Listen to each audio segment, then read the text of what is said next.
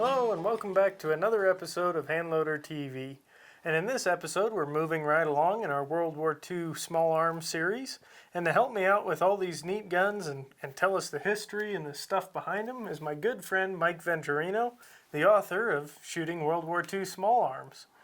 And we got two Japanese rifles here, huh? Carbines. Carbines. Carbines. Carbine definition is short rifle. Short rifle. And just as I said with the Russian guns, I have no idea why somebody would want to put a bayonet on a carbine. It just makes them heavy. This thing weighs 9.5 pounds.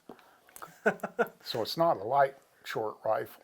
Short but not light. Short but not light.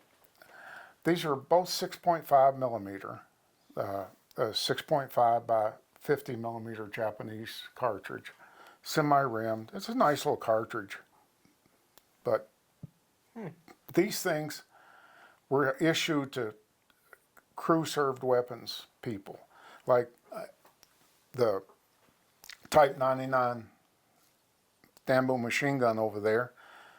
The people who carried it carried the machine gun. The guys who carried the ammo carried one of these carbines.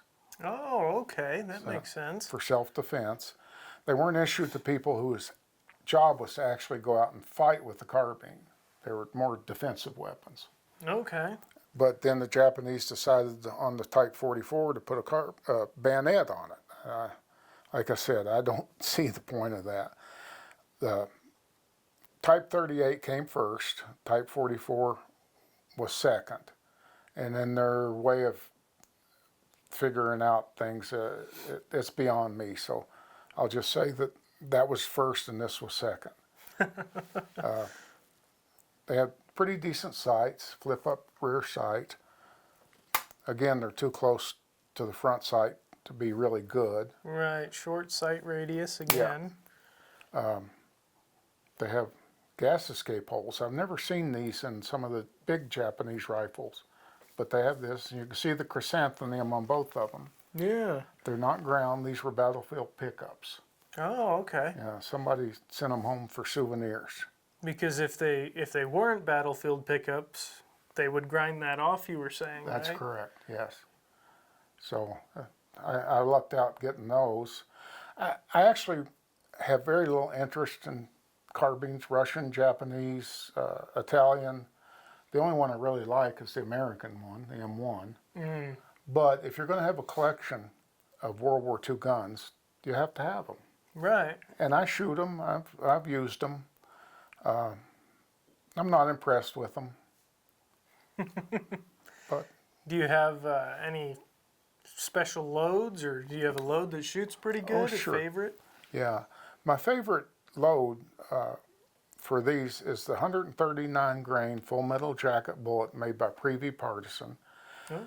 And I'll use about 38 to 39 grains of IMR 4350. That duplicates ballistics, Japanese ballistics. I'd love to have some original Japanese ammo to fire and chronograph, and then I could know exactly what these carbines would get, because the barrels on the carbines are so much shorter than the full rifles. I don't know what velocity on the carbine should be. Oh, right. So I do the best I can to duplicate it. We'll shoot them. You'll see. They're loud, obnoxious, and so accurate. So accurate? Yeah. Any special care or notes or other things you'd like to add before we take these out to the range? Not really. Clean them like you normally would clean a rifle. Take the bolt out, clean from the breech in. Don't cut yourself on the bayonet. Fold it back up. Oil it up. Set it in a rack. Shoot something else more pleasant. All right. Well, we'll go ahead and grab these, take these to the range, and then we'll see how they do. Is amazingly heavy. So now we have the Japanese carbine benched in. Target's down there at 100 yards. And I got Mike spotting for me back there. What do you say, Mike? Ready to go. All right. Let's see if I can hit anything with this Japanese rifle.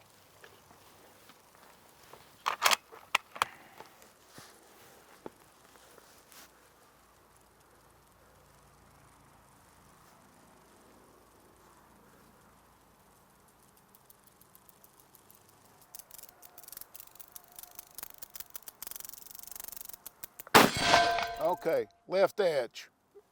Left edge. Proper elevation and left edge.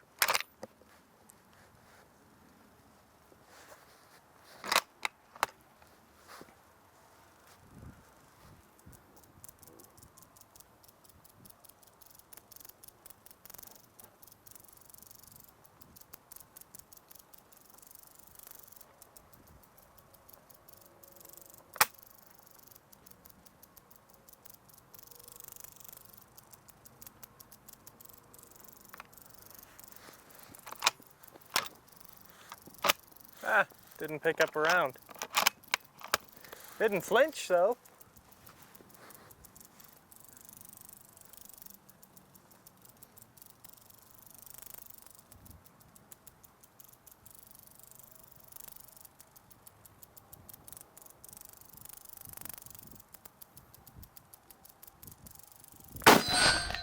Center,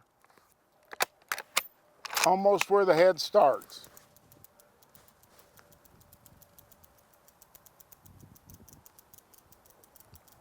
I'm gonna see if I can go a little bit lower than that.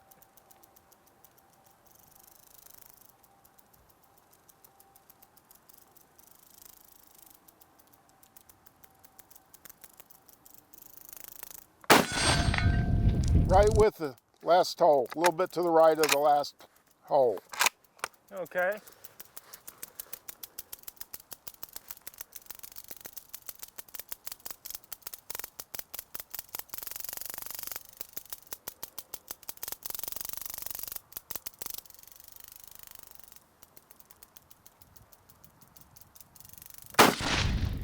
That's a miss.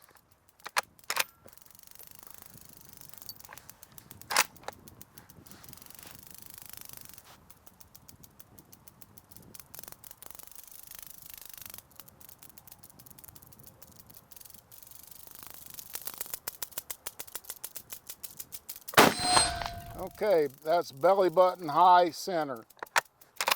Okay. That's 4 rounds on target. I couldn't hear you. Was that 4 rounds on target? That's 4 rounds on target. All right, let's see if I can't make it 5. Okay.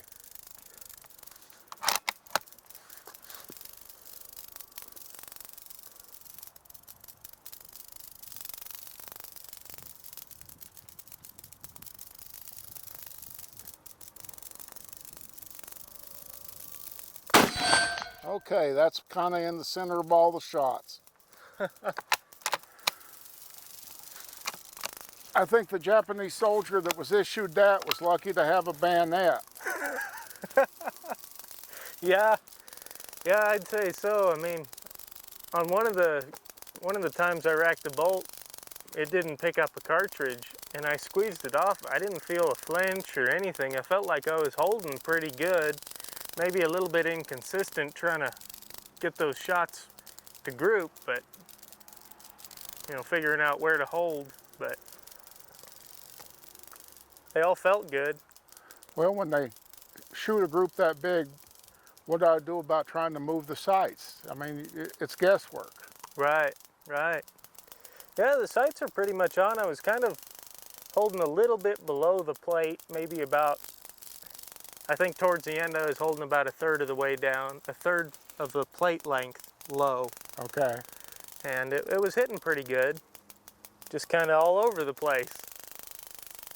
So we're back from the range now after shooting all the various different carbines, and we've got a few of our favorites here, and we figured we'd talk about them all at once. That way we can kind of compare and contrast the differences between the two, the ones that performed really well. And so first up, I have to say my favorite right off the bat, I'm going to jump the gun on you here, but that M1 carbine. I not only agree with you, I'm pretty happy. I have had this carbine a couple of years and hardly fired. I shot it at 25 yards at steel one time. And so we took it out there today at 100 yards. It was just fine. It shot dead center, a little high on the steel plate, shot a nice round group. What I'm also happy about is that is a standard products M1 carbine. And if my memory is correct, but don't quote me, I think they only made 4% of M1 carbine production. So it's a rare carbine, and it's an excellent shooting carbine. I would agree in full with that. And it's light and it's handy. Yep. You being here got me to get this out and use it, and I appreciate that. Well, I'm glad you were willing to share it with me and share the ammo, because that was really, really cool to see just how capable these carbines are. Yeah. Now, I think you have a comment about the British carbine. I'll let you say that first. I shot that thing. I don't mind the Enfield action here. I mean, it's not a bad action.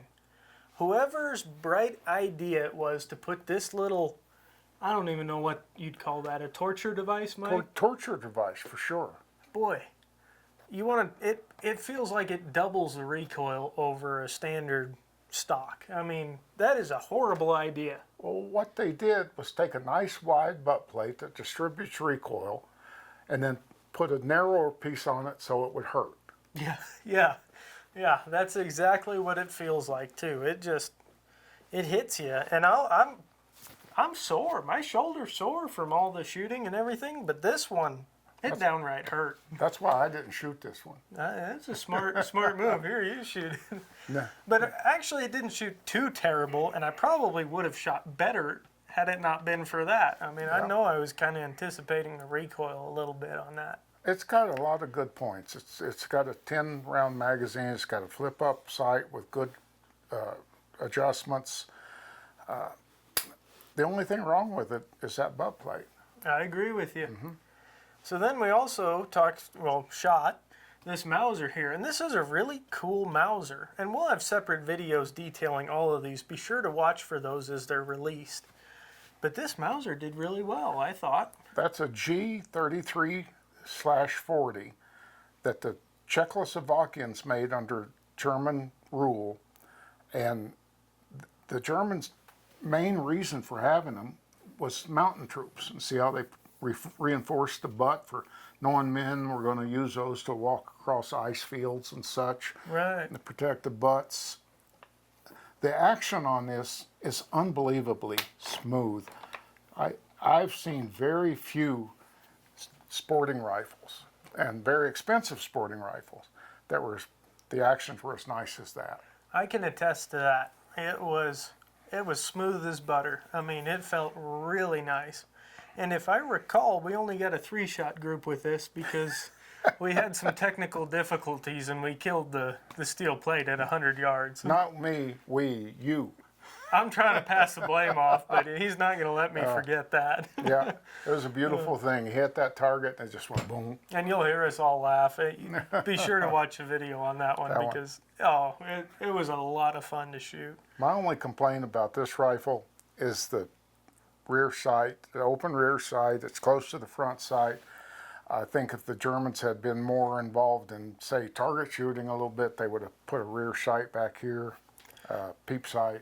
But that was something, I'm glad you mentioned that because that's kind of something to go back to the British and the other carbines we've shot and talked about and have separate videos on, is the British one has a nice long sight radius, Mm-hmm. Mm-hmm.